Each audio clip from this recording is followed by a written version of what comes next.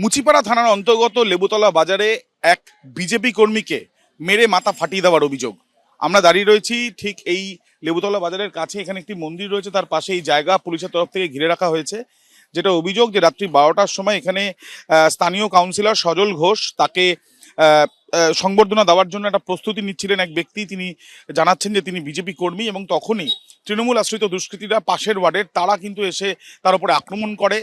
Rod জাতীয় বস্তু দিয়ে তার মাথায় আঘাত করা হয়, গুরুতর আহত অবস্থায় তাকে হাসপাতালে নিয়ে যাওয়া হয়। লিখিত অভিযোগ ইতিমধ্যে তিনি জানিয়েছেন। এরপর যারা স্থানীয়রা এখানে ছিলেন তারা যাদের বিরুদ্ধে অভিযোগ তাদের বেশ কয়েকজনকে ধরে ফেলে এবং তাদেরকে সেখান থেকে পাকড়াও করে।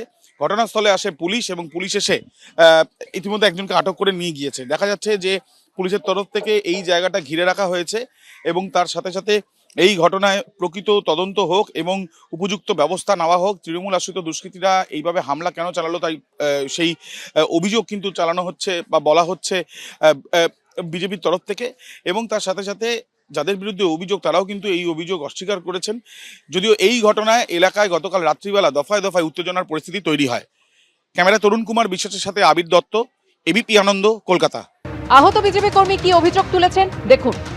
টিএমসির পাশাপাশি ওয়ার্ড যে 48 আছে, ওনার কাউন্সিলর যে বিশ্বরূপ দে আশ্রিত গুন্ডা, তারা রীতিমতো ইলেকশন আগে থেকেও আমাকে থ্রেট করছিল।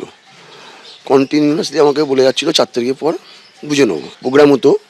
ও লালিফালি করতো। সরকার চেঞ্জ হয়েছে, আমাদের নতুন সরকার এসছে। এই বাপন সাহা, বাপন এবং ওর ভাই সোনা অমেলেন্দু সাহা এবং ওর সঙ্গে আরও কিছু সঙ্গী, তার রীতিমতো আমি কালকে রাত্রে ঠিক 12টা নাগাদ আমরা সামনে একটা প্রোগ্রাম আছে, আমার একটা সজল ঘোষ মাননীয় কাউন্সিলর, ওনাকে আমি একটা সম্বর্ধনা দেওয়ার একটা প্রোগ্রাম।